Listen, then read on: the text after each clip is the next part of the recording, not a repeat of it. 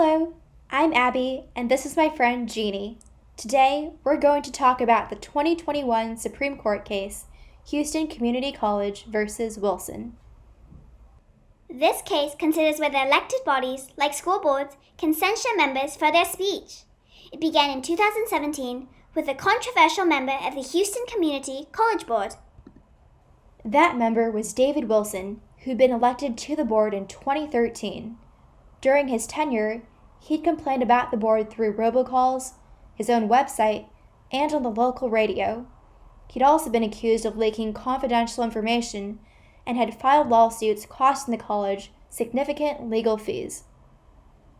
That year, Wilson criticized the board's decision to fund an overseas campus and also launched private investigations against the college and another board member. This time, his actions prompted the board to censure Wilson. Now, a censure is a public rebuke, used to express strong disapproval over an individual's actions. Wilson's censure also barred him from running for re-election that year, accessing funds from his board bank account, and receiving reimbursement for college-related travel fees. Wilson challenged the censure, arguing it violated his rights to free speech and equal protection. He sued for punitive damages for mental anguish that the censure caused, and attorney's fees. But the Southern District of Texas dismissed the case.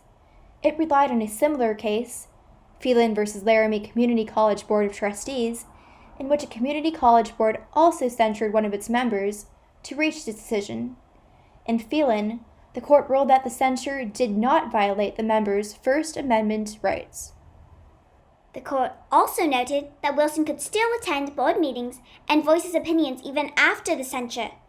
Because he could continue to freely express his beliefs, the court decided that Wilson's free speech rights weren't violated. Upon appeal, the Fifth Circuit disagreed. It held that Wilson had suffered mental anguish from the censure and the ensuing public humiliation. According to the court, Wilson's mental anguish violated his free speech, qualifying as a First Amendment retaliation claim. Here's what happened next. Houston Community College appealed to the Supreme Court, which agreed to hear the case, granting cert earlier this year. The court will hear oral argument on November 2nd, 2021. Which is this Tuesday. It's going to be a big week for the court, which will also be grappling with a Texas abortion law and a Second Amendment challenge on the docket. But back to Wilson and his impact. Wilson could define the reach of the government speech doctrine, which allows the government to favor certain viewpoints with immunity from free speech challenges.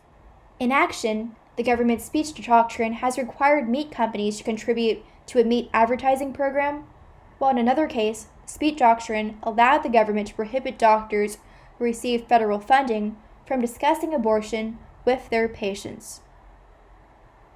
Wilson reiterates the question, how far does the government speech doctrine go? And do censures qualify as protected government speech?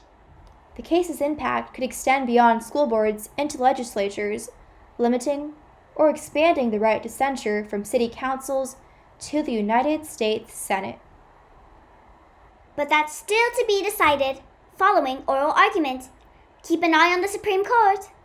So that's a preview of Houston Community College System versus Wilson. We hope you enjoyed watching. See you next time.